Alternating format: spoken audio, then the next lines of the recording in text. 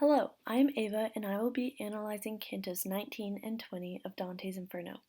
These cantos are in the 8th circle, which is for people who committed acts of fraud. Canto 19 is about the sin of simony, and this canto is where we think we start to notice that Dante changes and feels satisfaction instead of grief for the sinners. But in Canto 20, the sin of sorcery is explained, and Dante expresses sorrow for the twisted humans. Dante Alighieri, the author of Dante's Divine Comedy, wrote Inferno, which is only one out of the three of the series. His series explains a man named Dante undertaking a journey through hell, purgatory, and heaven, or in reference to his series Inferno, Purgatorio, and Paradiso. In this video, I'll be focusing on Inferno, or hell. Dictionary.com says the definition of Inferno is the first part of Dante's Divine Comedy, depicting hell and the suffering of the damned. The setting for Canto 19 starts off with Dante saying that they were on a part of the crag that hung over the middle of the trench. The sloping trench is filled with holes and legs are appearing out of them. He explains that both of the soles of the feet are on fire. This is the punishment for simony. According to Digital Dante, simony is usually defined a deliberate intention of buying or selling for a temporal price, such as things as are spiritual or annexed unto spirituals. While this definition only speaks of purchase and sale, any exchange of spiritual for temporal things is simonical, nor is the giving of a temporal as the price of the spiritual required for the existence of simony. This is the punishment because it represents Simon Magus. Simony is named after him. He was caught for trying to get the apostles to sell him their healing powers. After being turned down by the apostles, he challenged Apostle Peter and used demonic forces to fly.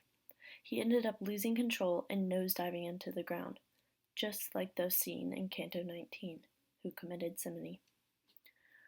Also, in Canto 19, we can see that Dante does not feel any sort of grief towards these sinners as he did in the past cantos. He says, "Pleases thee I like. My Lord thou art, and that I part not from thy will. Thou knowest, as also what is left unsaid." The setting for Canto 20 begins with Virgil and Dante moving on to another trench.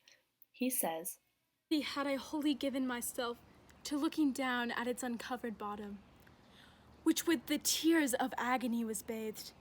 When people in the great round trench I saw comes weeping silently, in the pace at which in this world litanies advance. Then, as my sight fell on them lower down, wondrously twisted each of them appeared, between the chin and where the chest begins. For toward his loins his face was turned around, and backward it behooved him to advance, because of the foresight they had been deprived."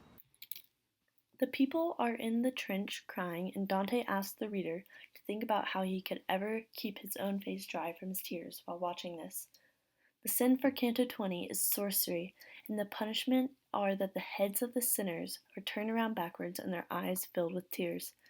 This is so that they will be looking behind them with blurry vision. They will never see what goes on in front of them with clear sight.